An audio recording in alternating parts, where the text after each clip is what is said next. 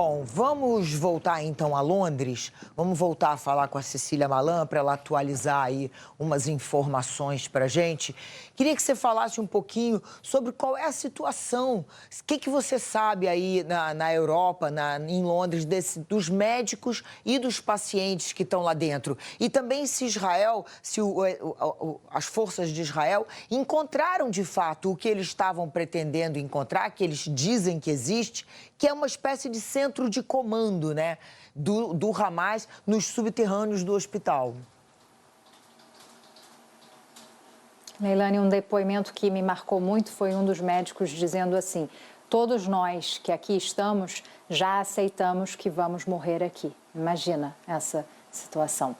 Segundo o porta-voz das Forças Armadas de Israel, essa operação, que começou ainda de madrugada, é precisa e direcionada contra o Hamas numa área específica do complexo hospitalar e que antes de entrarem os soldados encontraram explosivos e enfrentaram esquadrões de extremistas, matando vários deles. Palavras aí desse porta-voz que disse ainda que a guerra é contra o grupo terrorista, não contra os civis.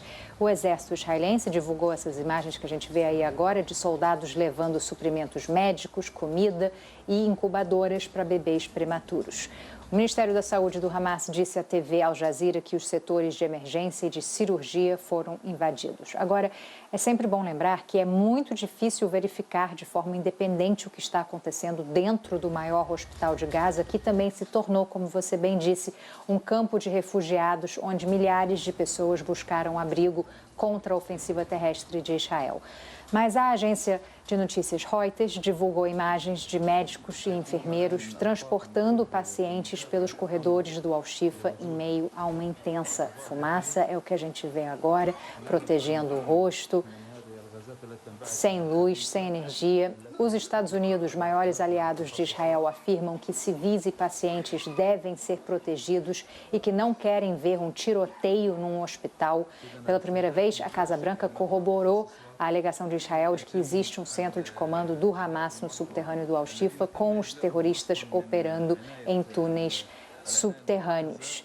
E, de fato, as forças de segurança de Israel informaram que encontraram armas em uma parte do hospital. Não deram detalhes e falaram que as evidências serão apresentadas mais tarde. A situação é cada vez mais dramática. Ontem, um médico disse que os corpos de 200 pacientes haviam sido enterrados em valas cavadas dentro do hospital porque não tem como sair e as câmeras frigoríficas não funcionam por falta de eletricidade. O chefe da Agência Humanitária da ONU disse estar horrorizado. Martin Griffiths afirmou que hospitais não são campos de batalha e pediu a proteção dos pacientes, dos médicos e dos civis. A Organização Mundial da Saúde disse que não consegue mais falar com seus contatos no hospital. E a Jordânia, país árabe que mantém relações com Israel, diz que a entrada de soldados israelenses no Al-Shifa viola a lei internacional. E, enquanto isso, Israel liberou a entrada em Gaza de caminhões com quase 25 mil litros de combustível para abastecer operações humanitárias das Nações Unidas. Segundo a Agência da ONU para Refugiados Palestinos, isso é metade de um caminhão-tanque e representa apenas 9% do que é preciso diariamente para manter atividades. Ou seja, não vai abastecer hospitais, nem bombas de água, instalações de esgoto que pararam de funcionar. Desde os ataques terroristas do Hamas, em 7 de outubro, que deram origem ao atual conflito, Israel não permitia a entrada de combustível em Gaza, alegando que poderia ser roubado e desviado pelo Hamas para fins militares. É uma situação absolutamente dramática. Nossa, Cecília, você fez aí esse relato do Al-Shifa e é duro só de ouvir você falar. Eu fico imaginando o que essas pessoas estão vivendo e mesmo a entrada de incubadoras. O que adianta entrar em incubadoras agora se não tem eletricidade? As incubadoras exigem eletricidade. A gente viu aquele corredor às escuras, sem nada, com fumaça, as pessoas transportando pacientes.